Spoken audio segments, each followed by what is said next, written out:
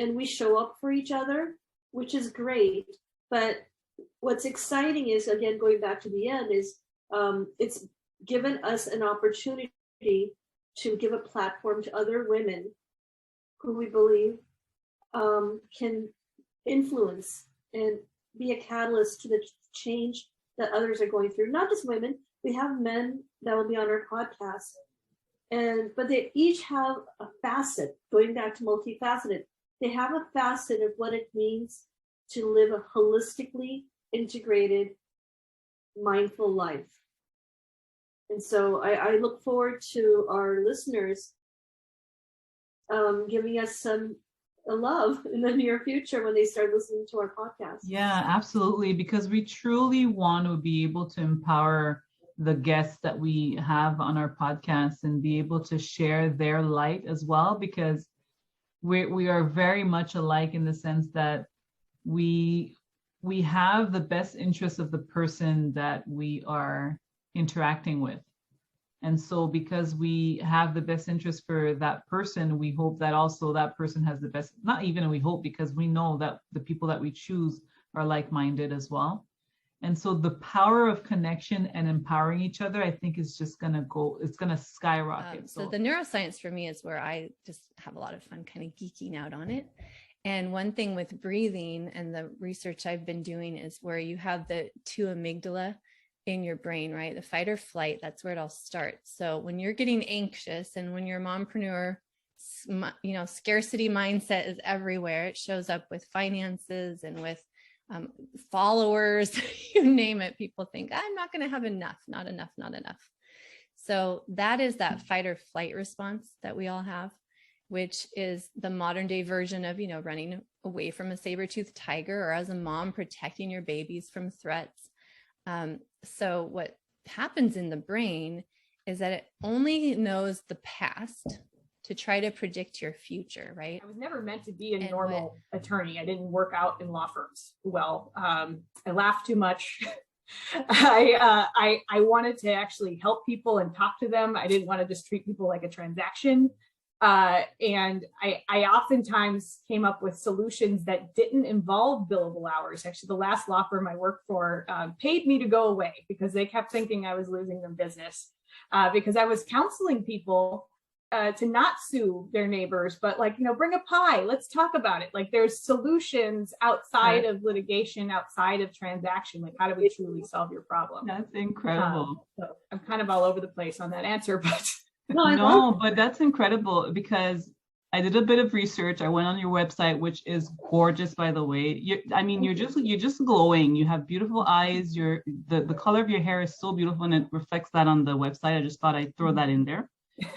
But in reading the comments at the bottom, reviews of your service, one woman was saying how it was so refreshing that she found somebody, an attorney, who for once didn't just brush her off, with a 10-minute or 5-minute call to just tell her whatever they needed to say and brush her off. You spent like a lot of time just talking her through it, and it just reflects what you were just saying, which is amazing. Mm-hmm.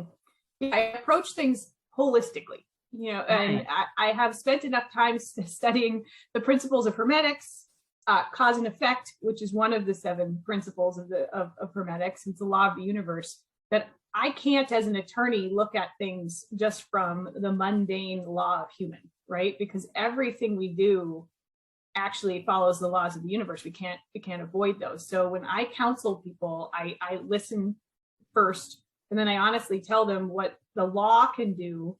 But then I step back and I say, let's look at this from an energetic perspective. I had a major shift in my life in 2013. I was working at the local PBS station in Southern California, and I loved my job, but this voice kept repeating over and over again. Am I just existing, or am I actually living? Am I just existing, or am I actually living? And it wasn't going away. And I had studied African history in college, and I always knew I wanted to go and teach and live in Africa. And so immediately I applied for an organization called World Teach, where I then went and taught in Tanzania for that stint for 3 months.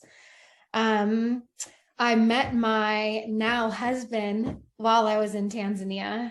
He is a South African, and he was there running a whale shark conservation camp. Fast forward, coming back to the United States, I didn't come back to the United States fully until 2015. And that was when I launched my photography business, Ashley Strong Photography. So I was literally living in the guest bedroom at my parents' house with like $700 to my name and a car that barely worked. And I would sit there all day long and I would go through, it was called the Book of List. And it was like all the nonprofits in Orange County, and just reach out to people asking if they knew. First of all, there's optimism.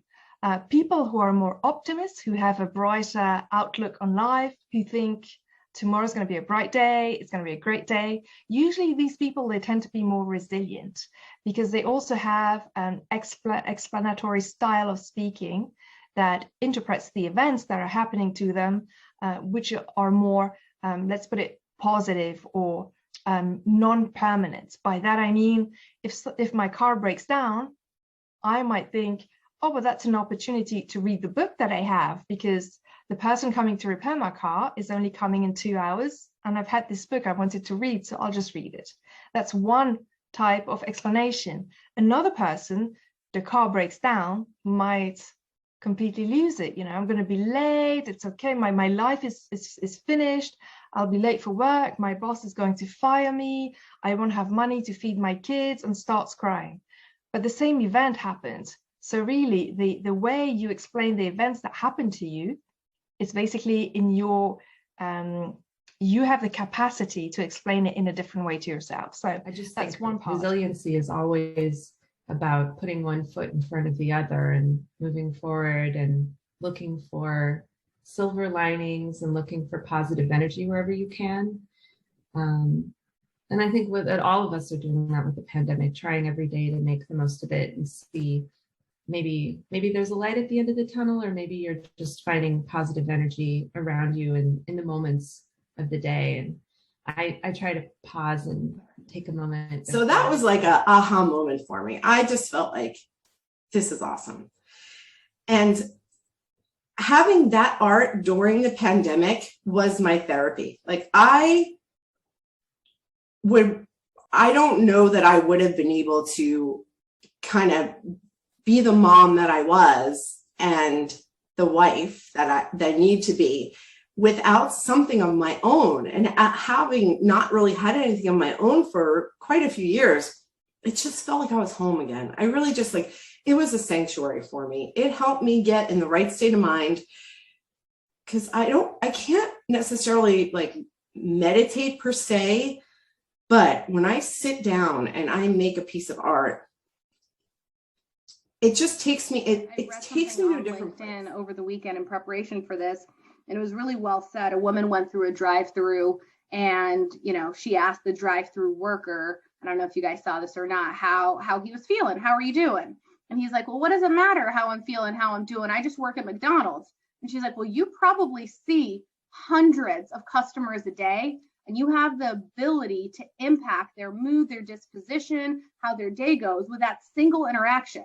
So I beg to differ, and I'd like to tell you, you are very important. And that really resonated with me, because that's exactly how I see the world. We are here as humans to enable and propel and elevate those around us versus deteriorate their experience with life.